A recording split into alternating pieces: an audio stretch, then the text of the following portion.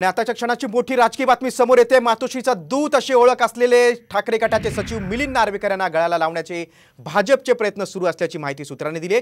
ठाकरे गटाला चितपट करण्यासाठी भाजपकडून खास रणनीती आखली जाते। मिलिंद नार्वेकर यांना भाजपमध्ये येण्याचाही पर्याय दिला असल्याची सूत्रांची माहिती आहे। एवढंच नाही तर दक्षिण मुंबई मतदारसंघातून त्यांना लोकसभेची उमेदवारी देण्याची तयारी सुरू असल्याचंही कळतंय। मिलिंद नार्वेकर हे उद्धव ठाकरे सोबत अगदी सावलीसारखे असतात, त्यांचे निकटवर्ती आहेत। शिवसेना ठाकरे गटाचे ते सचिव आहेत। आतापर्यंत पक्षाशी ते एकनिष्ठ राहिलेले आहेत, मात्र आता ठाकरेंना चितपट करण्यासाठी भाजपची खास रणनीती आहे। दक्षिण मुंबईतून नार्वेकरांना उमेदवारी देण्याची हालचाली सुरू आहेत। आपण अधिक माहिती घेऊया, आमचे प्रतिनिधी सूरज मसूरकर आपल्यासोबत आहेत।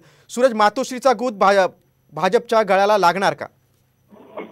नक्कीच जर का पाहायला गेलं तर भाजप ठाकरे गटाची सर्विस बाजू कमकुवत करण्याच्या प्रयत्नात आहे। आता जर का पाहायला गेलं तर ठाकरेंचे विश्वासू असणारे व शिवसेना ठाकरे गटाचे सचिव मिलिंद नार्वेकर यांना भाजप गळा लावण्याचा प्रयत्न करत आहे आणि त्यासाठी अशी रणनीती देखील आता भाजप आखत आहे। जर का पाहायला गेलं तर भाजपमध्ये या असं जे आहे ते मिलिंद नार्वेकर यांना भाजपने सांगितलेलं आहे। तसेच दक्षिण मुंबईतून जागा जी आहे ती मिलिंद नार्वेकर यांना देण्यात येणार आहे असं देखील सूत्रांनी सांगितलेलं आहे। जर का पाहायला गेलं तर येणाऱ्या लोकसभा निवडणुकीसाठी ठाकरेंना कमकुवत करण्याचा हा भाजपचा डाव आहे आणि तो डाव आता भाजप आखत आहे।